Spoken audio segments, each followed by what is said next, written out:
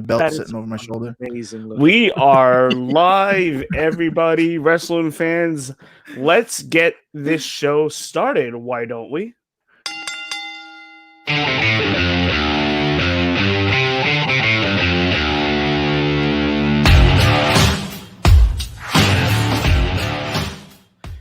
Good evening, everybody. We are coming off the heels of the AEW Dynamite show tonight. I have Em and Randy joining us tonight, and a special guest from our Monday night crew, JD, joining us tonight to talk some AEW.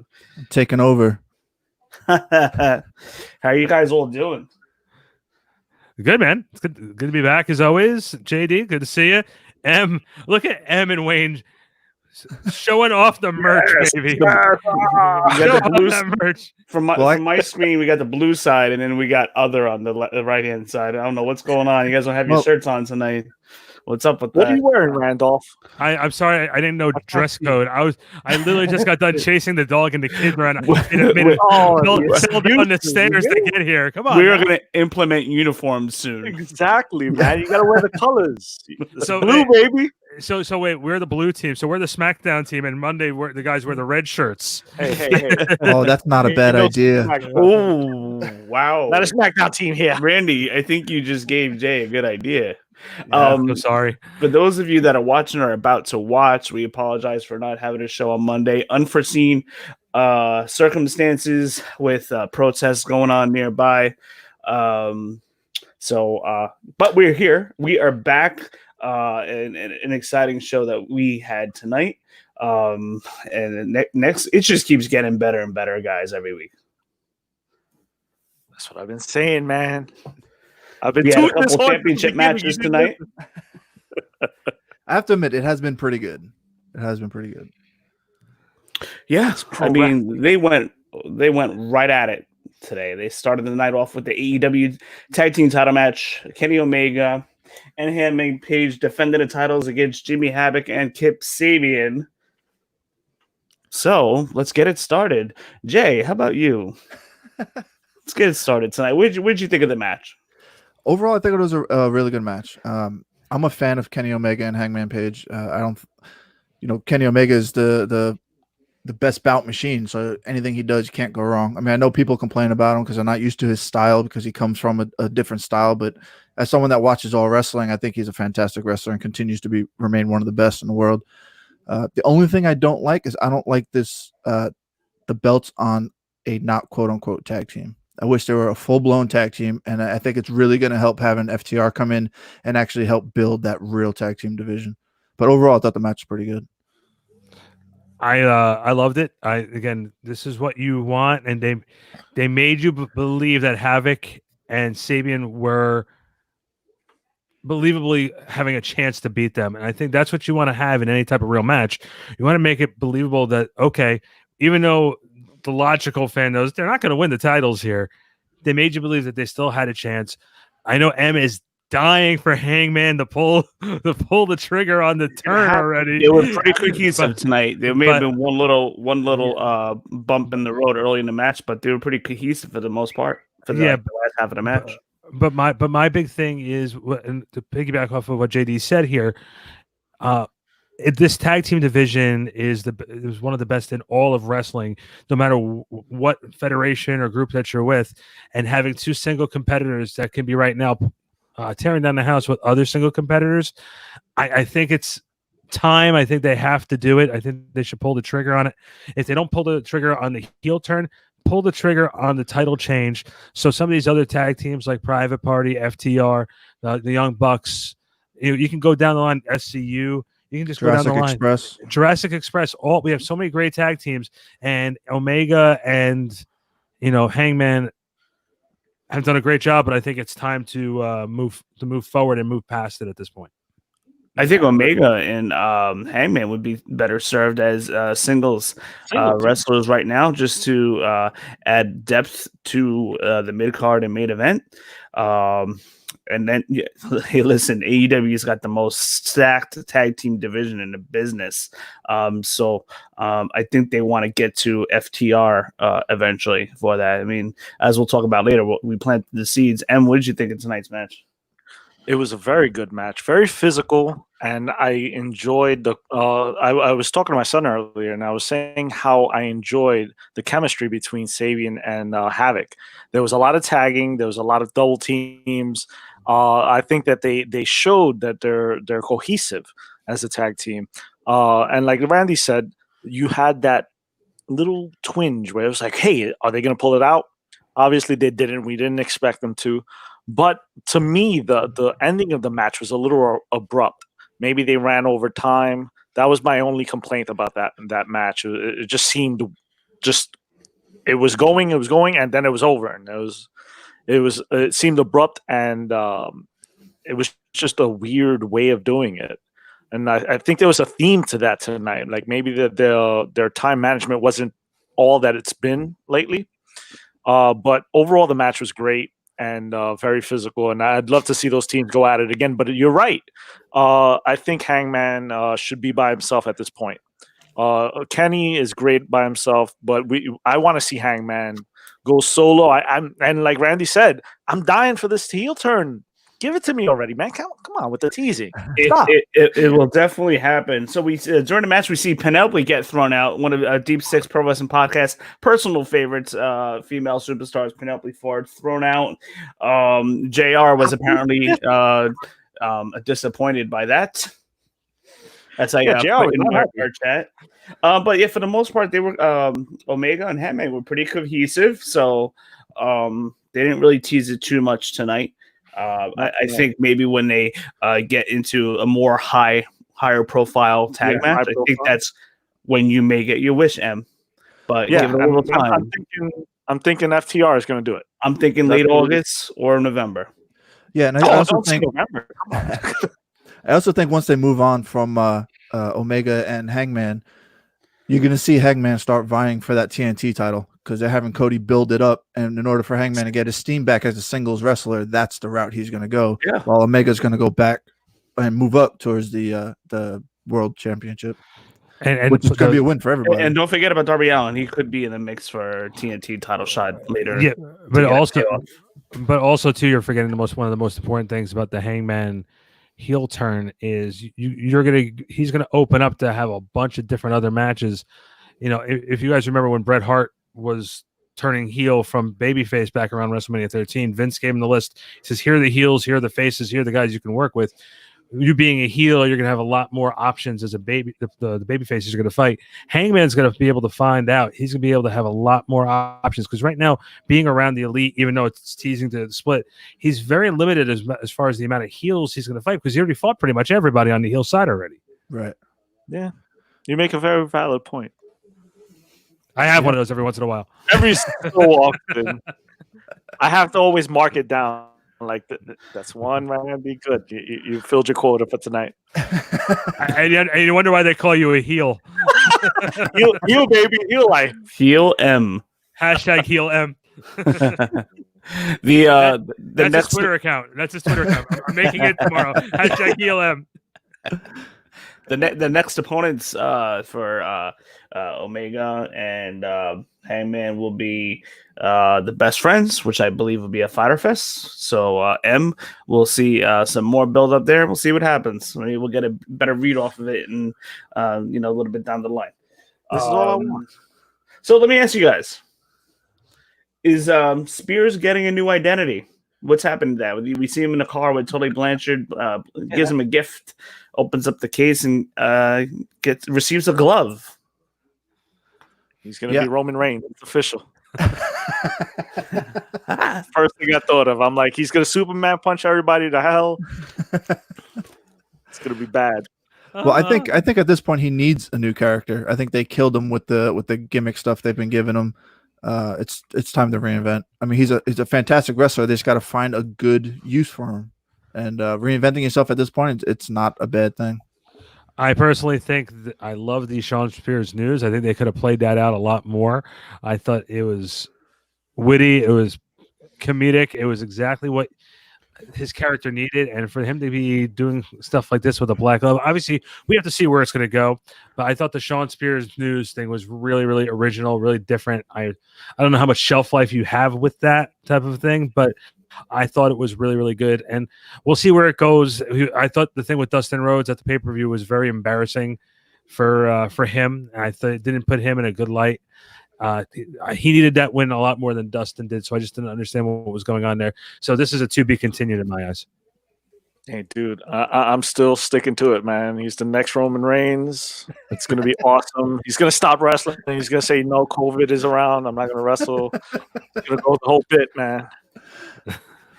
You heard Jay, it here that's one first. thing we'll have to touch up on eventually on like a Monday night or so. It seems like tensions are simmering down with Roman Reigns and Vince McMahon from what we've been hearing.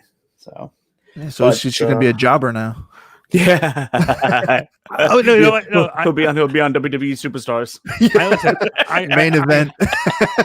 And the funny thing is, I got to say this too. Chop it out. Why would that guy want to come back to work for Vince McMahon when he's making $500 a shot on Cameo doing messages to people? He does 6 of those a day, 7 of those a day. He doesn't have to go back to do this stuff. Because you get used to a certain lifestyle, man. $500 for a cameo is not going to cut it. Yeah, if you do 7 of those a day, 8 of those a day. You don't do 7 or 8 of those a day. That's how much he charges. I honestly don't see that happening 7 times a day. It's like, what? And what does he say? It's like, hey, I'm home doing jack shit. You know? Yeah. No, he looks. My filter fell off. I apologize. I'm here by my pool. This is your fault, man. My coworkers are at work right now. I'm at my pool, and he just walks around his yard. Walks around his yard, saying, "This is my yard." I'm in my yard right now, clenching his fist. He's taking a walk around the block. You know, he's got doing this the whole time. He's going. I got to turn my sprinkler on. But remember, he is part of the Samoan dynasty. You know, he's family into the Samoan dynasty, so that's why he wants to go back. Because regardless of what he does, he's still going to get carte blanche.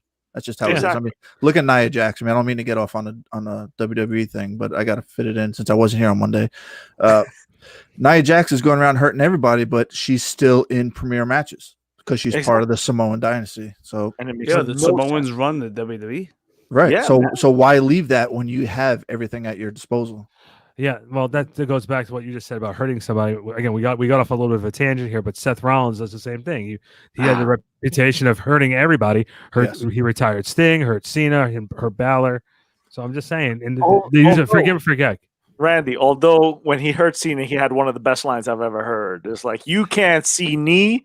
And I was like, all right, you won. That was a great line.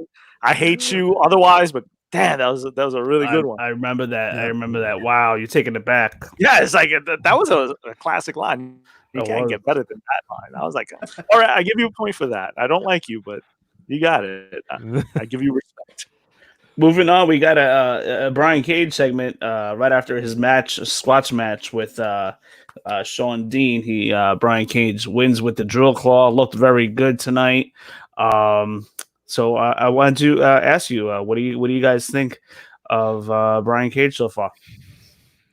I like Brian Cage, but I don't like this idea of giving him squash matches. I mean, the dude's enormous. He can just go right in. Give him the Lance Archer treatment. That's what he needs. In my opinion. I'll be honest with you. Brian Cage, and for a lot of because Impact has not been on a national stage for a very long time, Brian Cage is coming in as a very big unknown, and Taz is selling him, and Taz is helping making him a big name right here with Moxley for Fyter Fest. And I got to tell you something. I don't care what anyone says. If Taz was still able to fight right now, he is still the complete package as far as promos are concerned. Taz is delivering for Brian Cage. And I got to tell you, I can listen to him and Moxley go at each other promo-wise all day. Yeah, and Moxley was impressive tonight, too. He really sold that he was excited to fight and how like Cage is on another level, and that's why he does this, is to fight guys like that. And I really enjoyed that. I was impressed by the banter between him and Taz, and it was good, man. Like I'm excited to see it. I know that Tony Khan is excited to have him.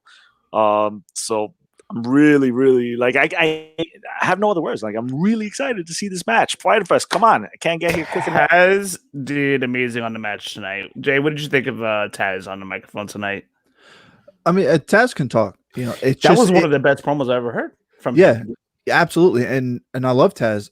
However, I feel like this is just a deflated Brock Lesnar type setup. He's got Brock Lesnar's got Paul Heyman doing all this talking. He just stands there looking mean. Taz is doing all the talking from Brian Cage. He just stands there looking mean. I don't like it. Give Brian Cage the mic. He can talk. I mean, those who watch Impact knows that he can talk. He can wrestle.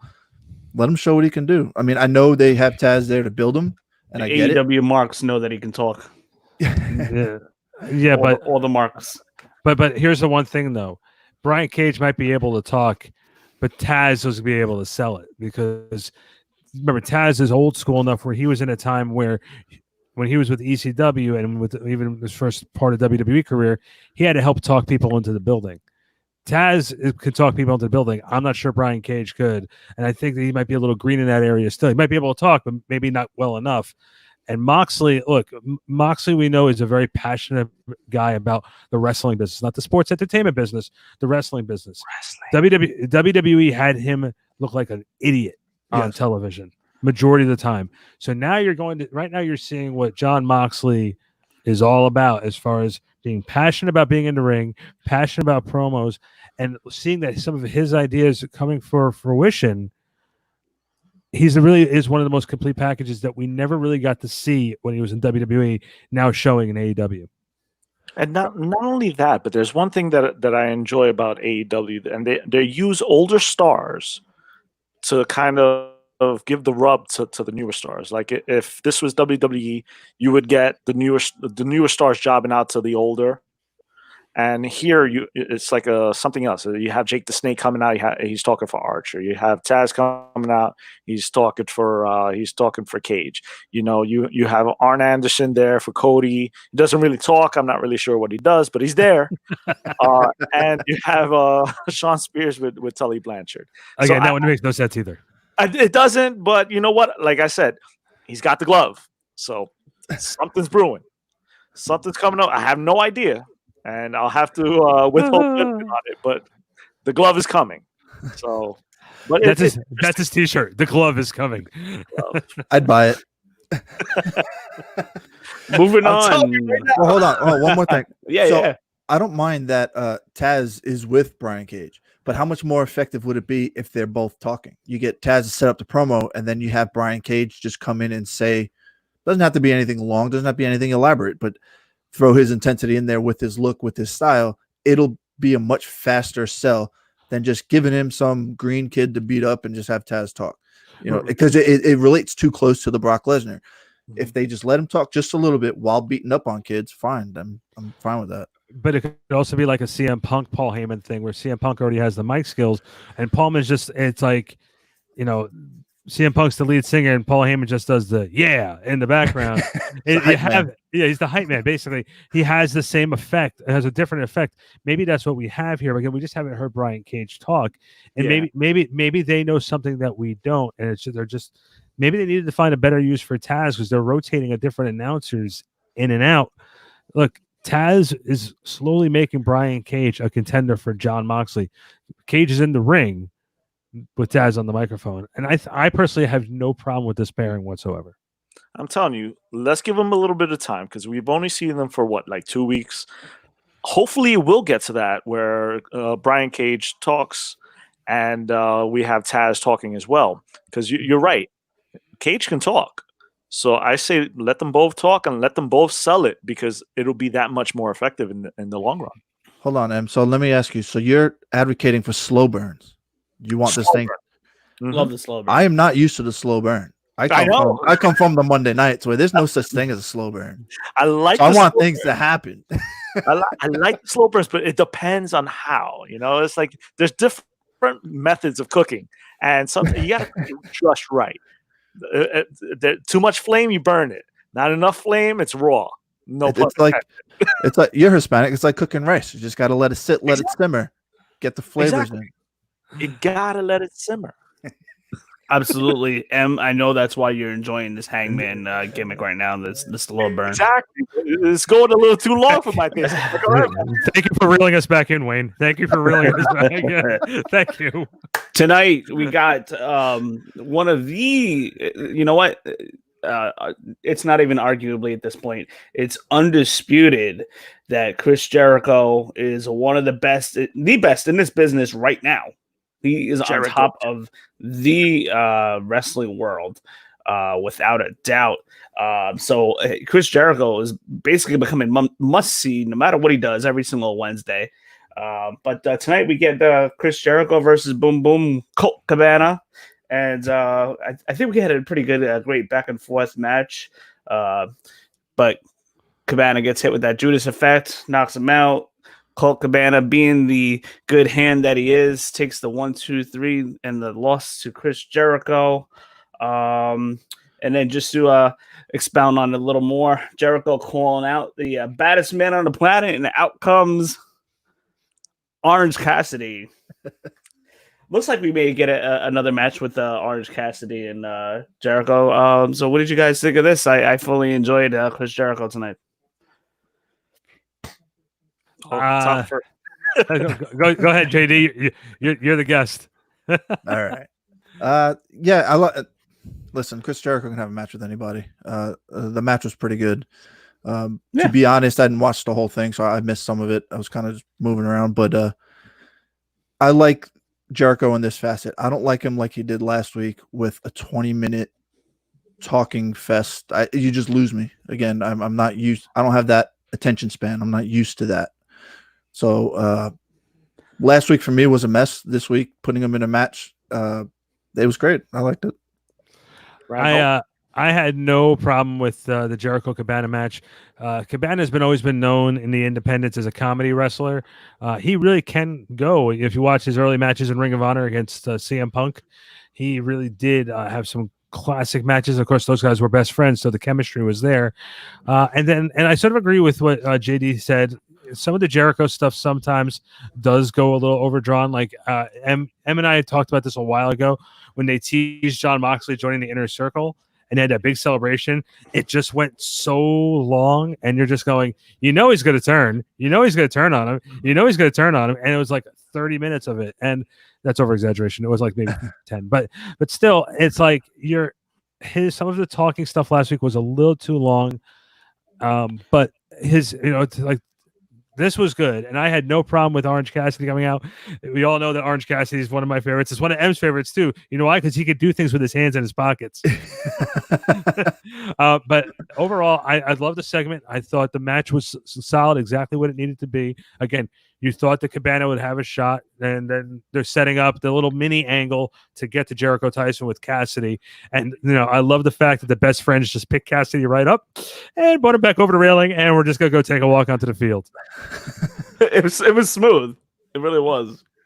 There's one thing I want to say, Randy. One thing that I have to remind us about from last week. Because the words that you said that still to this day bother me. You said that Mike Tyson would not be recognized by today's youth. And I chastised you immediately. Well, let me rephrase that. I'm saying, as far as when they did the stuff with Austin back in '98, everybody knew Tyson fresh off of boxing and understanding his fighting. Right now, he has a cartoon and he was doing some of these other little things, so he doesn't have the reputation of a casual fan of this badass boxer. A lot of people don't know about how bad he was as a boxer. Did you not see the YouTube hits? Did you not see on ESPN? This is exactly what Tony Khan wanted, was the publicity, and he got it. I'm not saying he wasn't going to get the publicity. You didn't think guys our age didn't remember when he was badass? I'm not talking about I'm not talking about the guys our age. I'm talking about the newer fans. Newer fans. I'm sure they look back. He bit his ear off. Hey, listen, I was a baby during I wasn't even born yet during Muhammad Ali's prime, and I know he was great. Yeah, exactly. I know Ali's great. I didn't have to live it. It's like Muhammad Ali. Mic drop. Yeah, Rumble in the jungle. Can- I know I'm like murdering the whole thing. Can you do me a favor? Never do that again, please. That was so disturbing in so many different ways. It's gonna haunt me while I sleep. But my point was that what I said last week was that everybody knows Tyson. No matter how young they are, you know Tyson. This was great for them, and it was a rehash from WWE, yes, but did it in its purpose was to get publicity, get eyes on the product, and it worked in spades. Yeah, it worked. I agree with Jay that it took a little too long to get there. Oh, I mean, it took too long, but Jericho's a wizard, man. For me, he could take just a little longer sometimes because the dude can talk. If you can argue with a drone, all right, then I'm watching you. Release the hounds. Release the hounds. Release the hounds and like little dogs and the chocolate lab comes. I love it. Yeah, the poodle. No, I'm with you. He can talk and I like 99% of his segments, but what was the purpose of using Mike Tyson? Like I said, bringing eyes to the product, but then Yeah. what else? Like last week ended in the big smosh, the big rumble for Did what? you guys Like see that's the part I didn't get is like for what? I think they want to do Jericho versus Tyson in a boxing match. They're trying to do something. But Definitely. why? Because that just reminds me of the old WCW gimmick. Like for me as a wrestling fan, it brings me back to the nonsense. You know, this is what I didn't want with AEW. I don't want the nonsense. I don't want the schmazes. I don't want the old WCW. You might as well bring back the old writers. No, let's not go that far. We're close. We are close. I honestly bringing Bruce Pritchard on a Wednesday night. From what I heard from Jericho on Saturday, because he does his Saturday night special. I don't know if you guys have ever watched it. It's a good time. He drinks a lot. So Em yelled at me because I was watching it one time. No, because you were sending pictures of bonfires. So it's like, no, you know what? Go enjoy your bonfires. I'm watching Jericho. Get out of here. So no. But he said that they are trying to do something with him. They're trying to work in a match, whether it be a boxing match or a wrestling match. They just have to get him to sign on the dotted line, and then the rest is Jericho's job to make it entertaining. So that's the end goal. What that will be, we don't know because they haven't finalized the deal yet. So they are working on something. So this isn't over. But yeah, do it for review, though. I get that, but again, they have so much momentum right now that they don't need to bring in a Tyson. No, Hey, listen, I totally agree. I'm a wrestling guy. I would rather watch 5-star matches back to back to back. But listen, Jay, I need to make a point. Listen, AEW is beating NXT. Okay, big deal. But they need eyes on. They the need product. to start. That's what it is. Take them seriously. They need to start getting in ratings more than Raw and SmackDown. Yeah, but I mean, they're a year old. That's not going to happen anytime soon. Right. But again, there's ways to could. do that without bringing back terrible storylines. I mean, I totally agree. This is what it is. This is what they want. They want people to tune in, and it works. I mean, it's sad because I complain about this, and Wayne knows I complain about this all the time when there's like stupid hokey storylines in wrestling because I want to watch pure wrestling. Right. Unfortunately, the stupid hokey part is part of wrestling, and I complain about it weekly. If you don't believe me, look at Randy's face. He's like, no, I can vouch to this. I've been hearing it for the last 8 weeks now. Yeah. I complain that I love wrestling. Pro wrestling is like one of my greatest joys in life. And right now I feel like a kid again. And that's something I say every week as well.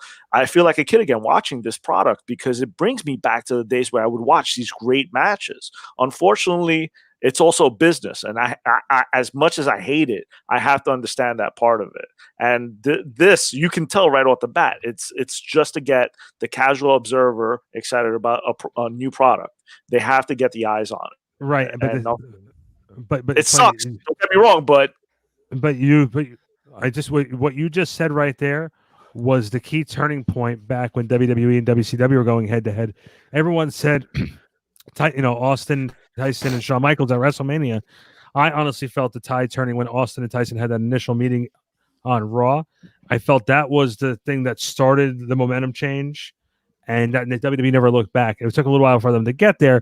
Now, I'm not saying that this is going to do the same thing for AEW, but having that the common fan come in and take a look at their product and see an alternate product to what the WWE is, because a lot of the WWE fan base has already left them.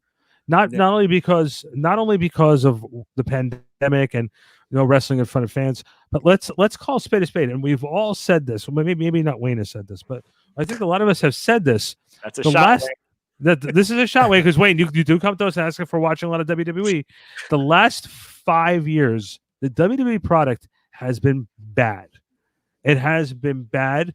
It's the nonsensical, not making sense, promoting the women's revolution, but really only promoting.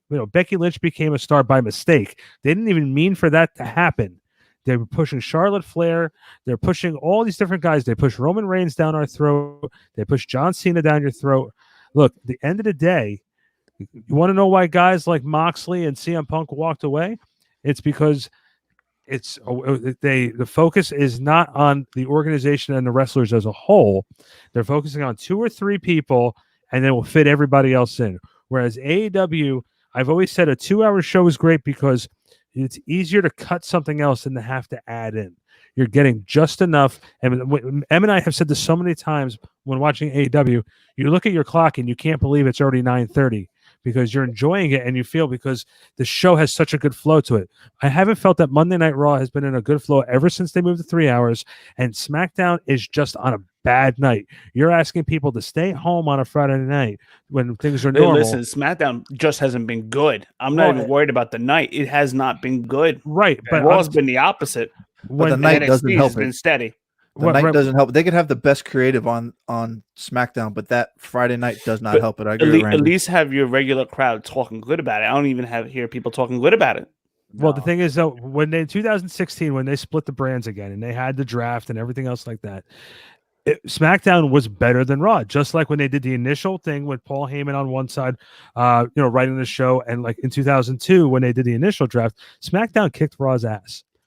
And when they did this one in 2016, SmackDown was much more watchable because it was a 2-hour show and the writers put a flow together. I'm sorry that we switched around over to WWE, but I'm just making a point that AEW has the right mix because they're okay with not featuring the same guys every week. They're putting more guys on the show every week, whereas in WWE, we have to make sure Roman's on there for 5 segments.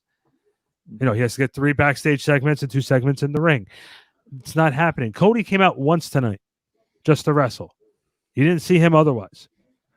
And I think that's a very important thing. Which we'll get to a little later. I completely agree with everything that you said 100%, which is why I still don't agree that AEW needs to pull the hokey Mike Tyson storyline bring back, because they already have so much positive going for them, because they're already so much different than the WWE model. I don't see why they needed that. But, moving on. We have a lot to talk about tonight. I'm looking at my list here. Oh boy. We have a lot to talk about tonight. I can't scrap this. I can't scrap this. Britt Baker tonight. Randy, I'm going to give you the honors on this to start off. What do you think? I mean, they're finding creative ways to build her, even in the midst of an injury. She's still coming out on these little nuances of the Rolls Royce, the wheelchair, her kind of verbally getting into it with Swole, which we'll talk about her in just a moment. But her character building has been excellent. I'll tell him your dental appointment tomorrow with Britt Baker's canceled, Wayne. I just want to let you know. Listen, it's canceled until she's ready to hit the ring again for another 6-7 weeks. Look, the three of us have spoke about this in nauseum last week. She's done a great job of. She's a deep 6 favorite. Yeah, she's a deep 6 favorite, and she's done a great job in building a character and something. I don't want to say the role model. That's just how she walks around in real life, but she's doing a great job of selling this character. That was said last week. Again, the in-ring work is still sloppy from her, and that's the one thing that she has to build on. I'm telling you, I have no problem with this. It's entertaining. The best part of that whole little skit was Tony Schiavone at the end jumping in, going, "Come on, Britt, yes. You can do it." And the whole recovery, the process, when she drops the 10-pound dumbbell and picks up the 2-pounder. Yeah. But you know what? Listen. Her character building has been so good It's been great. that it helps me overlook any spots that she misses. It helps me overlook the fact that she's still somewhat green in the ring, or should I say green on live TV. It helps me overlook all that because she is that good right now with her character development. I'm fully invested. I'm telling you, the look on her face, she's mastered like that look. Like I can't even put it into words. It's obnoxious and it's great. I love it. She's doing a great job. She's knocking it out of her park, and she's not even wrestling. You don't even have to wrestle. This is great. And she's entertaining. It's like I like watching her weekly, and she's growing as a performer. And we say this every week. You gotta get out there and do it. If you don't do it, you're not gonna get any better. And she'll get better in the ring. We'll see that. I'm sure of it. Get her out there. Let her wrestle more often. Like I really enjoyed that match with her and Sheeta. Unfortunately, she got hurt in the tag match, but she was doing okay in the last couple of matches that she was in. Hopefully, she'll be able to sustain her momentum over the next 6 weeks or so. I think we're looking at another 6 weeks at least before we see her back in the ring. So here's where I'm gonna have to disagree with you guys. Yes, I come in on your show and I ruin it. I know. That's why we have them on Monday nights. The Monday Night Delight. I don't find Britt Baker that intriguing at all. Really? I think her ring work is terrible, and I think her promo work's even worse. I think she is just a low-rent Alexa Bliss. Oh, my God. Wow. Yeah, I said it. She's playing the same thing that Alexa Bliss plays over on WWE. She's the mean girl. She's the popular girl. But Britt Baker's been a little bit more creative than Alexa Bliss. I think because she's got Jericho and Tony Khan there. I think that's the difference, in all honesty, is like the creative behind her. They're not writers. They're just other wrestlers. Because from what she mentioned in the Jericho podcast was that she was taking what Jericho did and using it herself now. So so that's basically what she's doing. She's just a female Jericho. Right. The thing is, it works for Jericho because Jericho can get anything over. It's not working for Britt. It's just not. I'd much rather just leave her off TV. Let me forget about her for a while. Go heal up. Go back to wherever your performance center is. Even if you need to go back to Evolve, get some more reps in, and then see me next year. Well, listen, she's probably going to get like a week or two off in between just to avoid any overexposure. But I've been entertained. Yeah, I've been entertained. Like I said, listen, I'm a heel, so I gotta agree with Jay a little bit. She's not the best talker, but it is improving little by little. I mean, look at Charlotte Flair 4 years ago. She was a train wreck because she had to memorize every word verbatim, and if you miss a word, even if you miss the word "the," they're gonna get on you backstage. So I think they've given Charlotte a little bit more leeway, and she's one of the best promo deliverers out of all the females in all of wrestling right now. But that's what I'm saying. You got to do it. Takes time. That's how you.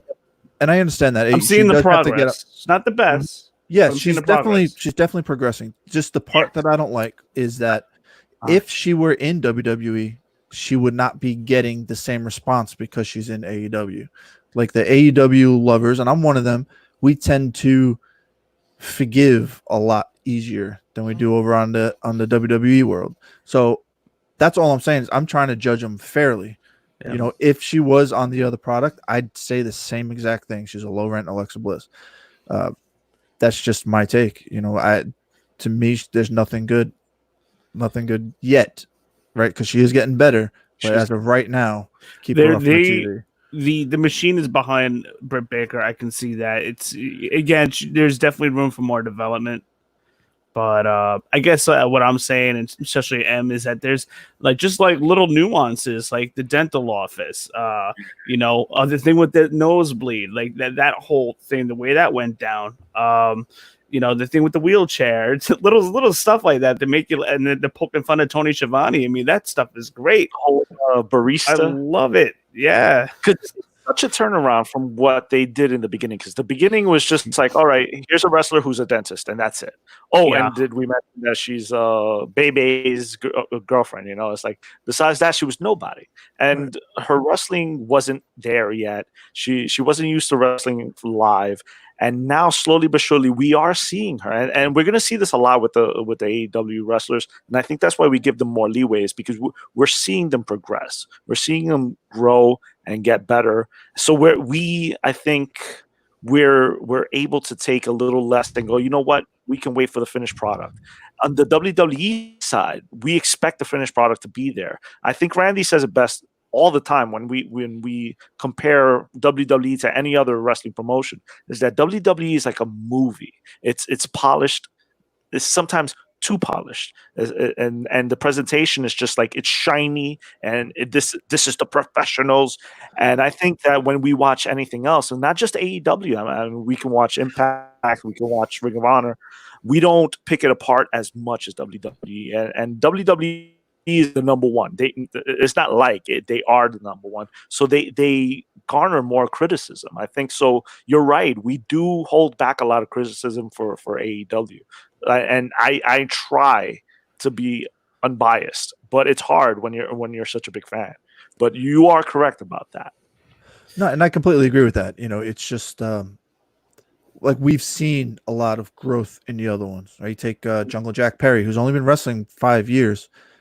In the last year and change, we've seen tremendous growth, right? Yeah. So he's showing me that progress. I'm not seeing that with Britt Baker. Granted, she had that concussion, so that took her out for a little bit. So I don't. For me, it's just not moving fast enough, because every AEW train is moving fast, and she's not keeping up. That's why I don't like the push right now, is because her in ring. If she had good in ring work and just bad promo work, I can live with it. Vice versa, I can live with it. But being bad at both, that's where I'm like, all right, you need to rein it back, let her heal off TV, and then slowly reintroduce her back. And I think the other thing too, I have to bring this up. In AEW, not WWE, in AEW, the women's division seems to be the weaker division compared to the WWE, where Charlotte, Asuka, and NXT, obviously the women are blowing the doors down in NXT. But on the main roster, but in AEW, you see that struggle. I know Em and I have had this conversation before. They need to improve on this. I'm glad that they're having the girls from Japan come over with Shida, Em's favorite Rio. Look, at the end of the day, this is the part where AEW needs to improve on. And this is where I didn't mind having Nyla Rose as champion, because then when you have this unstoppable monster finally lose, it's the big moment. And Britt Baker is probably not going to be that person to take out a Nyla Rose, but the chicken heel is what she's going to be so good at. And we saw that with Swole. Take it, Wayne. You know exactly where I was going to go. We're not going to talk long about this at all.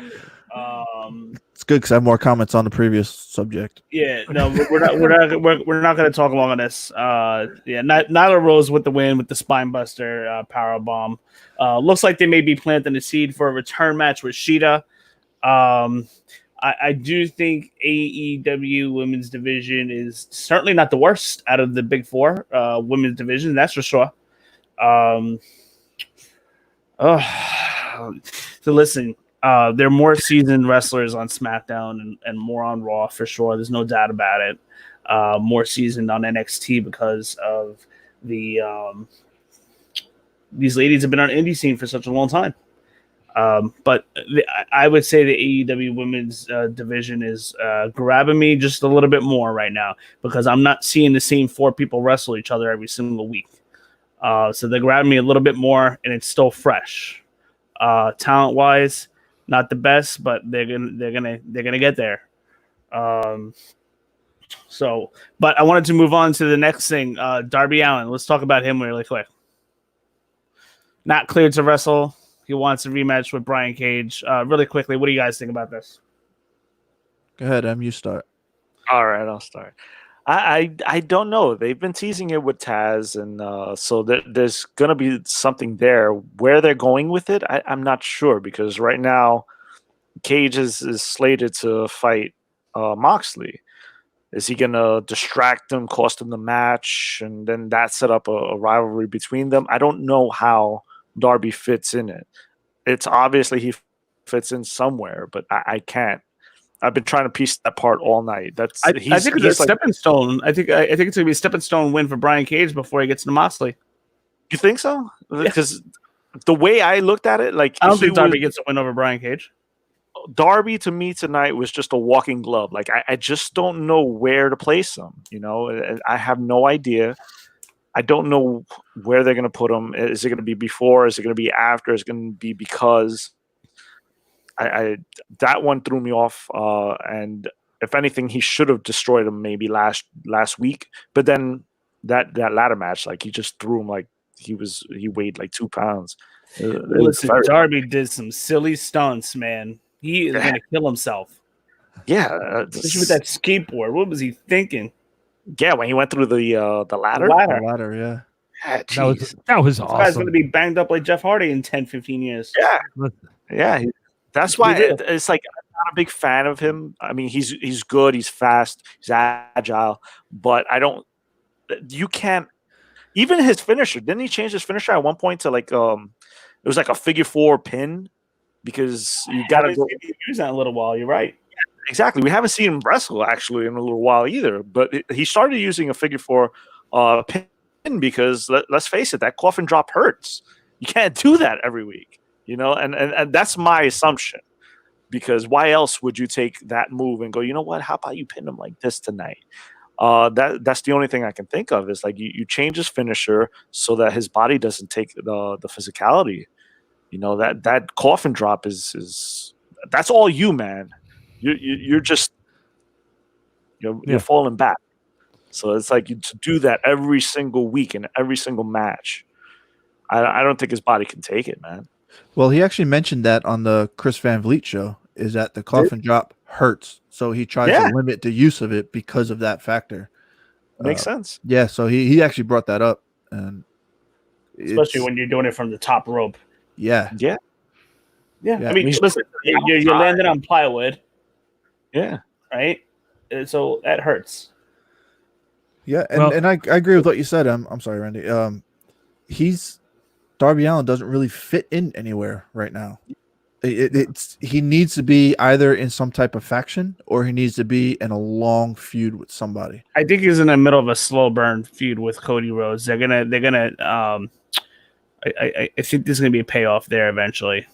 Yeah, they'll look back around to it, but yeah, I think he needs to take over the Dark Order. That's what I think. I think he'd be a good fit there. I think with the thing with Darby and Cage, that's interesting. You have a month right now until Fyter Fest, pretty much. So maybe in about 2 weeks, it might be Cage and Darby as a build-up to Fyter Fest to help get him over a little bit more before he gets to Moxley. But like you guys said too, let's see where it's leading. By the way, we skipped over Colt Cabana possibly joining the Dark Order, but hashtag join the Dark Order. Accepting applications. Right now. He's from New York. I don't know if I see that happening, Randy. I think he won't. I think it's just a build to a match with him and Brody Lee, and of course Colt Cabana dropping out. Because that's what he does. Exactly. Brody's gonna run him over. Colt Cabana's a good hand. That he is. He's gonna run him over. I love it. He's great in his role, though. That guy's a beast. Like he's having good matches. Oh, I love it. This, I think you guys will be intrigued about this one. We had the FTR. Yeah. All right. Let's talk about this tonight.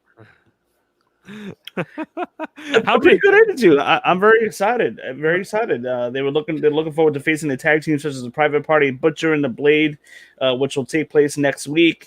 After their little scuffle that they had, Santana and Ortiz. They're looking forward to facing Lucha Bros. To teach them a lesson. And then they planted the seed for a match with Omega and Page, which we alluded to earlier, that being their ultimate goal.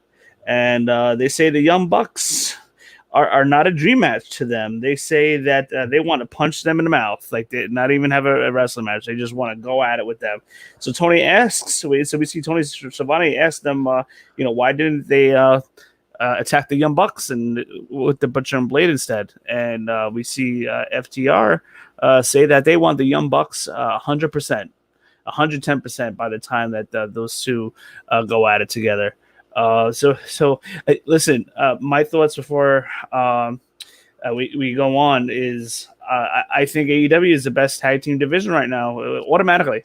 I mean, they kind of already were, but with FTR in the mix now, this is we're seeing something awesome, guys. What are your thoughts?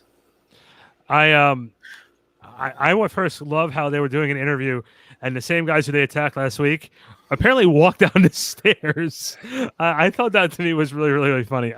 Look, I love these two for the simple fact of this is what they just want to do. They want to go into the ring and just wrestle. They didn't like all the Gaga stuff that they had going on. As soon as they moved from NXT, it went downhill. They were great in NXT. They were great as the mechanics. Yeah, I just simply didn't understand how WWE can squander them, and then back to all the great performers that they squandered. It's not rocket scientist on how this thing could work, but sometimes other organizations, not just WWE but Impact too, found a way to make things so complicated for people when it's really not that hard. These two guys want to be the best tag team in all professional wrestling. They're coming to an organization that has been a great focus on tag team wrestling. The Young Bucks, I told this in Double or Nothing last year, the Young Bucks and the Lucha Brothers was one of the best tag team matches that I had ever seen. And if that's going to be what AEW is about, sign me up, because this is where it belongs. And I saw their work and FTR's work in NXT, and I loved it. And when I looked at the main roster, we said, this is the biggest waste of time. And I listened to the interview they did with Jericho. And I said, look, they're going to end up in AEW. They're going to be big stars. And every guy who's on the WWE roster watching the Revival in AEW is going to say, that's where we want to go because we want to get over. Money is only going to get you so much happiness and the success that you want to have. Look at Heath Slater. He made a lot of money, but everybody looks at him and thinks he's a joke now. So let's be real about the whole entire thing. Well said, dude. Thank you. I'll be here all week. Listen, they were amazing in NXT, and I really enjoyed NXT, man. And when they went up to the main roster, they were a shell of who they were down there, and it was disheartening, and it was very. I was heartbroken when I saw it because it was they were shaving each other's backs. It was just a joke, and you saw the mock-up stuff that McMahon wanted to put on them before they left. It was, I mean, he looked like a Flavor clock. Like, what the like? What are you smoking, McMahon? Please, because I'd like some. I really would. If my life sucks, I want to get as happy as you. It must be money. Maybe he's smoking money. Stuff. It's such good stuff, I tell you. And all they had to do was go out there and wrestle, man. They had a great style. They harken back to the old days of wrestling. What is it, Tully and Arn? That's what I see when I see these two. And all of a sudden, you're making them a joke. I can't get the image of them shaving each other's backs. Why did I need to see that? Until this day, this is what I think of when I think of Revival.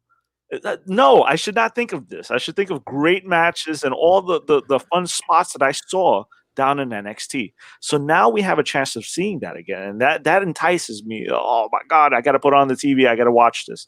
And we know that the payoff is going to be a match with the Young Bucks. Now, my question is, are we going to put the tag team titles on them first or the Young Bucks first? No, because you know that Kenny and Hangman's time as champions is coming to an end soon, and has to. It's run its course. Like you guys said, give it to a real tag team. This is a real tag team. The Young Bucks are a real tag team. Let's have tag team wrestling again, and let Hangman and Kenny go their own way. I think you give it to the FTR. I was going to call them Revival. Whew. Don't want Lee coming after me. But no, I say give it to them, and then we have the classic sometime in All Out or even the next pay-per-view, which is what is it, Revolution? Yeah, no, all out, Double or all nothing. out. No, after all out. All after, full gear. Full gear, yeah. So either or. Well, no, wait. Full gear was in November, was it? Yeah. So you're gonna have September. You're gonna have September. You're gonna have all out, and then what's in November? Yeah, full gear. So full gear is in November. Yes, sir. All right. So in either all out. Or full gear. What do you think? And by the way, I think that the team that sort of deserves a shot at the title right now, and maybe even win it, is the Best Friends. They've been through the pandemic. They've been there working hard, having great matches with almost everybody. I think that they have been one of the more underrated but popular tag teams in AEW, and I can see a tag team title run and them having good matches with the Lucha Brothers, with SCU, with FTR, with the Bucks. I still don't think it's time for the Bucks to get it yet, but I can picture. I don't see them winning it next week. No, not next week. I just think maybe down the. Oh, in general, yeah. In general. I agree. Although I still think Trent should go solo because I'm not big on Chucky T. Sorry, Chucky. Well, Jimmy, he listens. Okay, he watches every week. I have to apologize just in case. Next week we have the FTR. We have FTR against the Butcher and the Blade next week. Obviously, FTR is going to get the win there. They're building them up to a championship match eventually. And just a quick recap before we dive into we start getting into the main event soon. We have next week Colt Cabana versus Sammy Guevara. We'll talk about him in a second. We also have Mark Quinn of the Private Party versus the winner of what we saw tonight, Cody and Jungle Boy, which we'll get to in a moment. Jake Hager and Best Friends versus Jake Hager and Santana Ortiz versus Best Friends with Orange Cassidy. We got that going next week. A huge show. Moxley will be on AEW Dark next Tuesday. If you guys want to catch him on a random Tuesday night, he'll be there. Second to last thing we'll talk about is we will see Brody Lee. We saw Brody Lee tonight trying to recruit Colt Cabana. Into the Dark Order, saying that he can help him. We covered that already. I don't think Colt Cabana will be going into the Dark Order. We'll see a little bit of a squash there in about 2 weeks or so. Let's just say I'll call it now. You heard it here first. Brody Lee versus Colt Cabana in 2 weeks. So that was like the second to last segment before the main event. Now here we go. Main event time. Cody Rhodes versus Jungle Boy, and Cody Rhodes' first TNT title defense on Dynamite tonight. Great match. We saw a really good match. Looking at it was about 14 minutes. We saw a couple spots with him and Jungle Boy going to the table. That blood spot in the head with Cody making you believe that Jungle Boy had a chance. Really good storytelling. What did you guys think of this match? I thought it was a good match. Cody has this way of being able to put people over, and he did it again tonight. He made Jungle Boy just look fantastic. It was a great match. He's helping build that belt, build the legacy of AEW. Flawless. I enjoyed the match. It was fun. It's not like we didn't know the outcome because he's not going to drop it the first shot, but this is what we talked about last week with Cena doing the US Open, an opportunity for getting other guys over and get them out on TV. I no problem with this match whatsoever. I think it elevated Jungle Boy a little bit more. Still not at the level where you need him to be at like that next level babyface, but this was a good start. And one thing that I picked up on that a lot of people didn't, that I don't think a lot of people did, is they were panning over to MJF, knowing that MJF had issues with both of these guys in the ring, and he had that real I should be in there right now look. And I think this might help lead somewhere down the line to MJF Cody too. Yeah, this is definitely what's going to happen eventually. But you know what is interesting is that Cody said he's willing to defend it. He did an interview recently that he was going to defend it to anyone, even people that weren't on AEW's payroll. So can you imagine maybe Marty coming in? Can you imagine Marty coming in to challenge for the belt? I'm really. Yeah. Oh my God! Don't tell me that. See how you tease me. Dude, they could bring in Okada. Oh my God! See, he said Okada. Why you do this to me? Give him like a half-hour match on Full Gear on the pay-per-view Full Gear. Give him a half hour.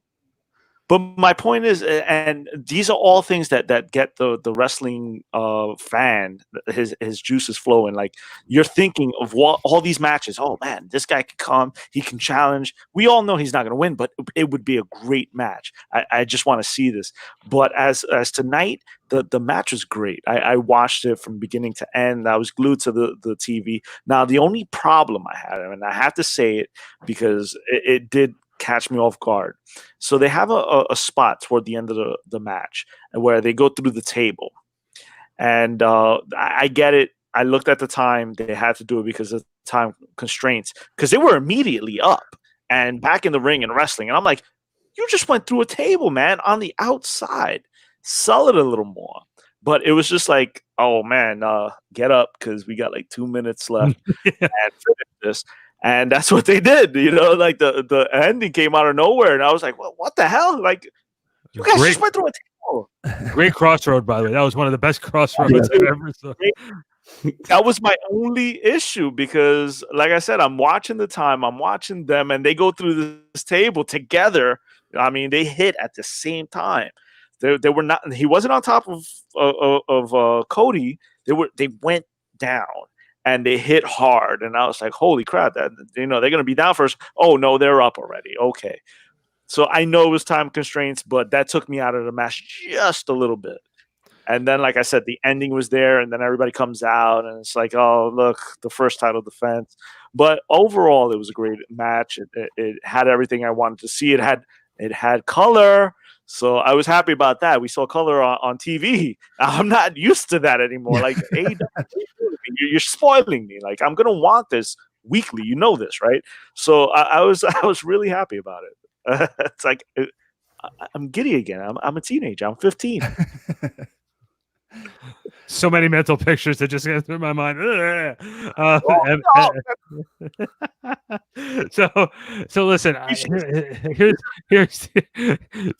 this is what happens when you put me and him on a broadcast together. And I'm the one with the filter problem. Yeah, I don't know. I'm just saying. Listen, I'm just saying very simply. AEW has been producing the best wrestling television show, I think, for the last year. NXT's had their moments where they've been putting the firepower out there, especially around the Survivor Series time when they put main rosters guys back on NXT on purposely to help get the rating over. I think AEW took a little while to find their footing with everything as far as really started around January. Yeah, the complete footing. Yeah. And I think having a secondary title is going to help the show overall, because right now, who's taking that belt off of Moxley? I still think it's going to go back around to Jericho at some point, because I think Kenny Omega. Well, no, now that I'm saying it out loud, but Omega needs a win over both Jericho and Moxley, and I think it's eventually going to end over to Omega. So I think I think they have the product going in the right direction. The TNT title with Cody. I love the fact that if you're not going to have Moxley wrestle in that final segment, having that TNT match for the championship in that last segment every week is a great idea. Yeah, I completely agree. I think part of what you said, with teasing Cody going, basically having that open challenge match for the title, he might be teasing an Adam Cole coming over, because Adam Cole's contract is up soon. Exactly. I think that's possible, and it would help again freshen that division, help raise that belt until the other guys are ready. And I think Jeff Cobb coming, right? And he wasn't on the contract. He was just there for a couple of matches. They can do that often as they like. Like you said, anybody can come in, and that just gets us all thinking and all excited. Yeah. And I think they're gonna have to go back to the well for that title to Jericho as a transition champion to Omega, because you can't have Omega beat Moxley and then lose all that steam. So have Omega beat Jericho, and that again lifts Omega back up to the mainstream, and you're able to do that title change better. That's funny that you guys should bring up Adam Cole. I'm having trouble. I may have lost a little sleep one night thinking about this. Really? I'm having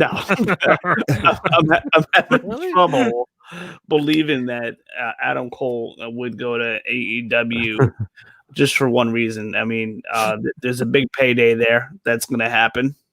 You know, he's a main eventer. He's NXT right now, alongside with Johnny Gargano. The only reason why I see him go, I mean, I haven't heard of him not being happy with the company or anything like that. Is just to be with Britt Baker. You know, the relationship they have, they can see each other more often and not be on opposite side of the country almost every week of the year.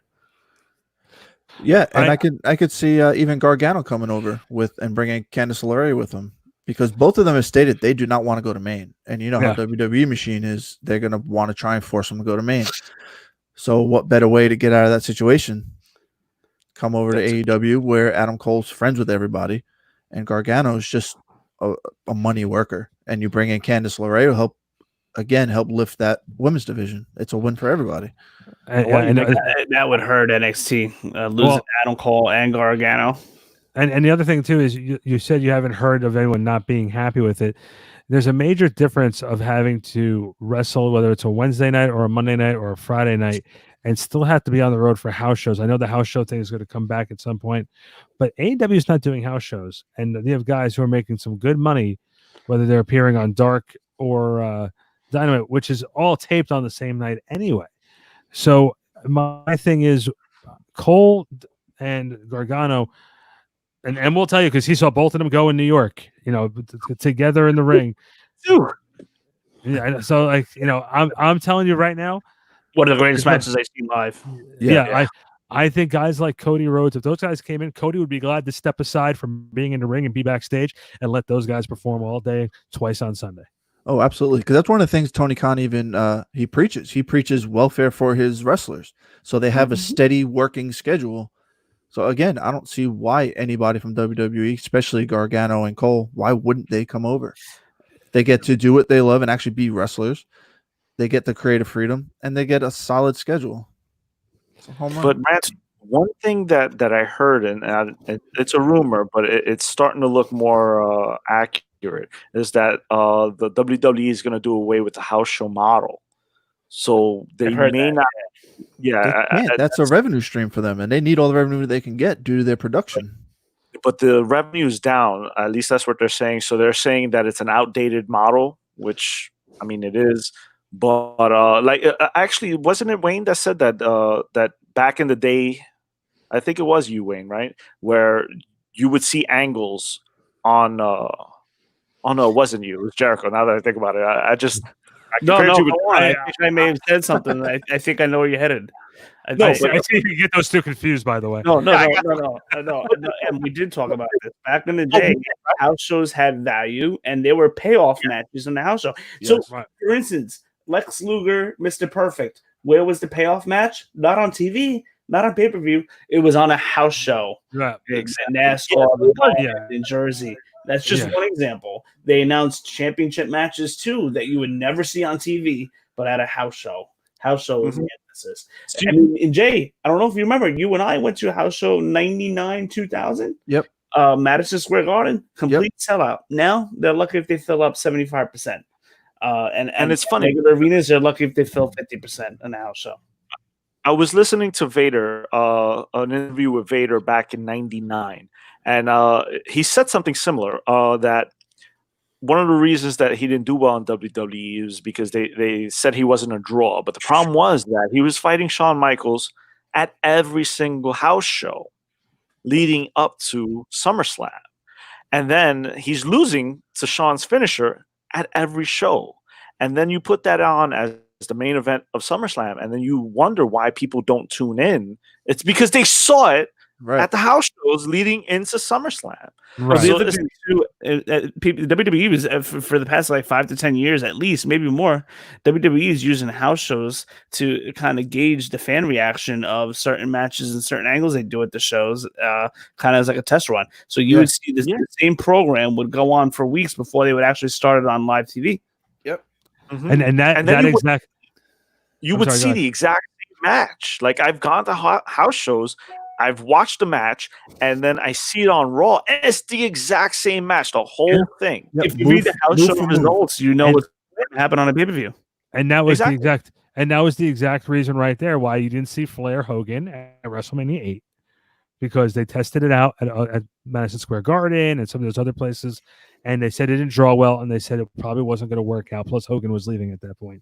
And the other thing too is going back to what Wayne said about the payoff for some of the feuds you saw on TV. The perfect example of that was when they broke up Strikeforce with Santana and Martel. You never saw them have a pay-per-view blow-off match, but they drew it on the house shows, and they also drew it on the secondary TV shows. So those types of things, it was a draw. And like what you just said, Em, about Vader, you're not the only one who said that too. There's a lot of guys who didn't understand why would you put the pay-per-view match on house shows beforehand.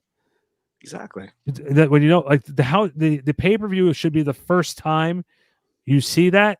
And then they build the house show as, okay, you saw what happened on pay-per-view. Well, Vader's going to get a second shot at Shawn Michaels this Sunday night in Columbus. Right. Exactly. Don't put it on before the main event, And so it is an outdated model. And now that they're looking at what Tony Khan is doing, he's doing one show a week, maybe twice with the pay-per-view.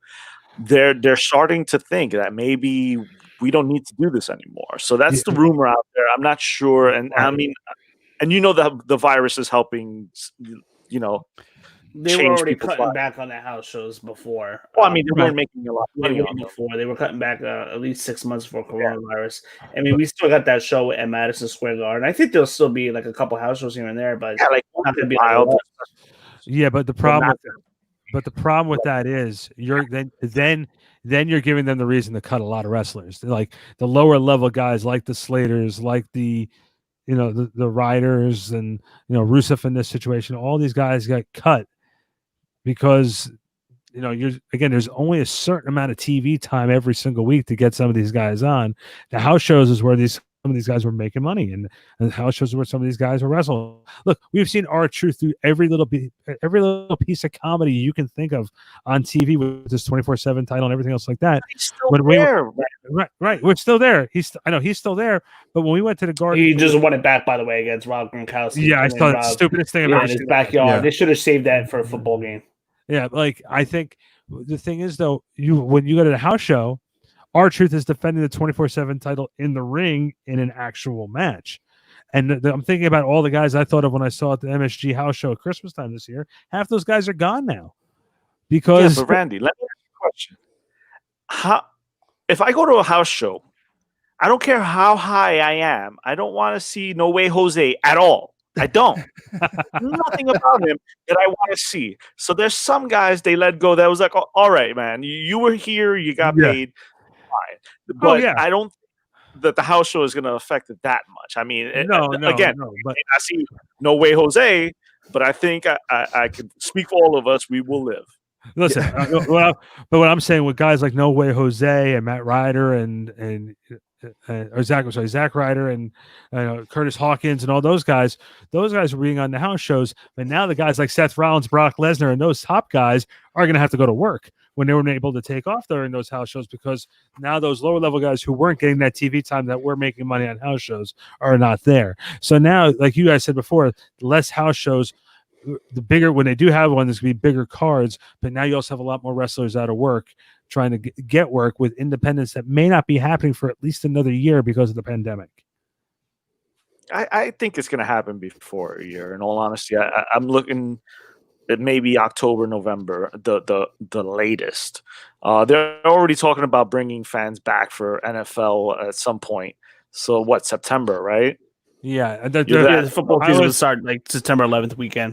I was on a conference call with the NFL today, and they actually said the fans will probably be back by maybe mid-October, beginning of November. So exactly. So around exactly my timeline. So the wrestling will survive. We will have fans in attendance. It'll start slow. We'll probably do 50%, 25% first, 50%, and then we'll get to where we need to be. So I think that a lot of these guys, and I'm talking to you, No Way Jose, you'll be fine. You'll find work. You don't have to do the WWE. He'll find work when it comes time for the Andre Memorial Battle Royal. There you go.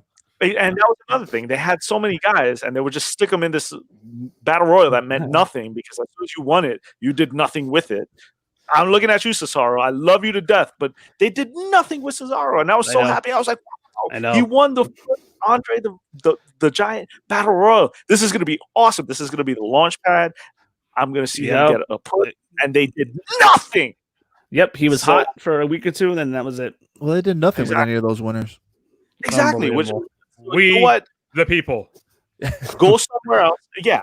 Well, he has a job, Randy. And like Jericho said, it was a terrible gimmick by bad creative. He had a point. It was terrible. Alrighty, Joe. They let that go. So go. I'm sorry. Alrighty, Joe. We're gonna wrap this up really quick, but save that thought, M. Save that thought. Jay, starting with you. Final thoughts for between now and next week as far as wrestling goes. Overall, good wrestling this week. I was entertained for the most part. Like always, there's things I could do without and things that I really love. Just throwing in for the quick thing on the house shows. I don't think WWE can afford to not do house shows. They have that performance center to pay for. They have all of their roster to pay for. And above all that, Vince, I don't think, will be able to wrap his head around going to smaller venues. He likes the big venues. He likes the big money. They cannot afford to go down to do what AEW is doing. AEW's in Davies Place, which I've never heard of, but I heard it's pretty good. But they thrive in that situation. WWE cannot, and we've seen it time and time again. That's just my 2 cents. I'm not going to disagree with that, but I think one thing I can take away from tonight's AEW show, and what I've been taking away from the last couple of weeks of pro wrestling, is when you find guys on TV that are so passionate about what they're doing, and not just what they're doing on a microphone, but what they're doing in the ring, that passion is going to come through on the television. And AEW, really, you do feel the passion for it. Like, I watched a little bit of Raw on Monday night, and I had to shut it off because if they're not interested in what they're doing on TV, it's going to resonate on me. Oh, well, they don't care. Why the hell should I care? So that's how I just basically feel. I'm so disconnected right now to what WWE storylines are that it's just not that much of an interest for me. Like I'm ready for Wednesday nights. Like I'm sort of like looking at the clock. I'm like, man, I can't wait till that 8 o'clock for that first bell to ring, and to see that opening and listen to JR welcome us into another episode of AEW Dynamite. You just sort of can't wait. And I think that's the one thing you have to take away from it. WWE, I appreciate the network that they have, the WWE network, for a lot of the past and some of the original programming with the behind the scenes stuff. But their current product does absolutely nothing for me. I'll be glad to look back at the past, but the future is still with AEW. It's interesting because when we talk about wrestling, we look to the past a lot, and wrestling is always about looking past and bringing that stuff back, and the nostalgia is very strong. And my job, I deal with nostalgia all the time. I sell old video games and card games and stuff like that, so it resonates with me. But I think that AEW does such a good job of letting us recall what we loved about the past and then melding it with something new, today's stars. And I hope that they keep on doing that, where yesterday's stars and yesterday's past molds today and tomorrow. And that's what gets me all excited, because as a wrestling fan, like I said, when we saw Tully Blanchard or Arn Anderson, we popped. It's like, I remember them when I was little. The spine buster. Oh my God, this is great. But the focus was still on the wrestlers in the ring. It may have distracted a little bit in that particular match, but I think they've gotten a lot better in melding both. So this is another episode like that. We talked about Taz. We talked about Arn. We talked about Mike Tyson. All this stuff has been melded in with the new. And it gets you really excited for what's to come tomorrow, And this promotion, like you said, Randy, there's so much passion, and it's passion from the bottom to the top. Tony Khan really loves it. He loves wrestling, and it seems like he's just one of us, man. Every so often they'll do something that we don't agree with, which is cool, but they're still finding their footing. It's been a year. I don't think they haven't even been a year on regular television, but they've been more than a year in existence. But I think they're doing a great job finding out who they are and presenting that to us. And I think that's why we're so excited and we look forward to Wednesday nights. I mean, I wake up in the morning and I get a text from Randy, and I'm like, "Oh, Randy texted me. Let me see what he texted me." He's like, "Hey, AEW," and it's like, "All right, I just woke up." Like, Randy, chill. But that's the excitement that we all feel, and I get to talk to you guys every week about it. And then when people come to the store, and I get to talk to them about it. So that there's so much wrestling in my life, and I'm happy again about it. Because at some point, it was all negative. And if I have to discuss Roman Reigns one more goddamn time, I'll lose my head. Like, I couldn't deal with it anymore. Exactly. So I'm glad that there's something else. Sorry. There's something else taking my time. Like I said, I love AEW. I love New Japan. Those are my two favorites. So it's like, please work together, guys. That's all I ask. Make me happy. I will die happy that day. Oh, you know what? Before I get my final thought, there's one person. How could we forget to talk about? I guess it's just because it's so late. Sammy Guevara. How great was he on the mic? I was crying, laughing. Tears were coming out of my eyes.